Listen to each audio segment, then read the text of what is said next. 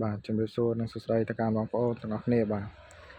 បងប្អូនដែលសួររកប្រភេទឆ្លាមតម្លៃខ្សែជាងបងប្អូនណាបាទឥឡូវយើងរៀបចំរួចរាល់មួយគ្រឿងទៀតហើយបាទឆ្នាំ97ពណ៌ទឹកមាសបាទមានគេហើយបងប្អូនណាបាទឡានស្អាតបងប្អូនបាទសាច់ដែកមុខក្រោយស្អាតឯកសារគ្រប់ចំនួនបាទ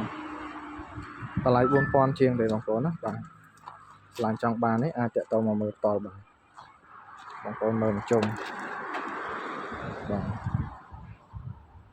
បងប្អូនណាបាទ4000 ជាងទេបងប្អូនណាបាទខាងក្នុងអីស្អាតបងប្អូនអាចមើលបានបាទហៅទ្វារបាទសាច់ខាងក្នុងបងប្អូនណាបាទបងប្អូនមើលមុខមកក្រោយតិច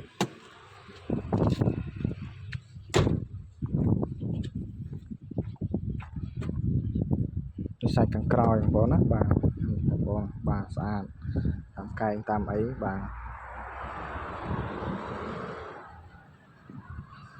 បងបាទតំណបានក្រោយបាទ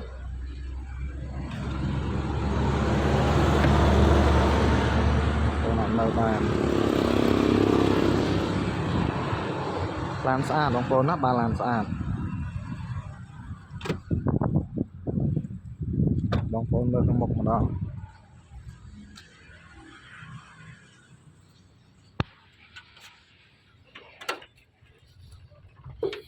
បងប្អូនបាទ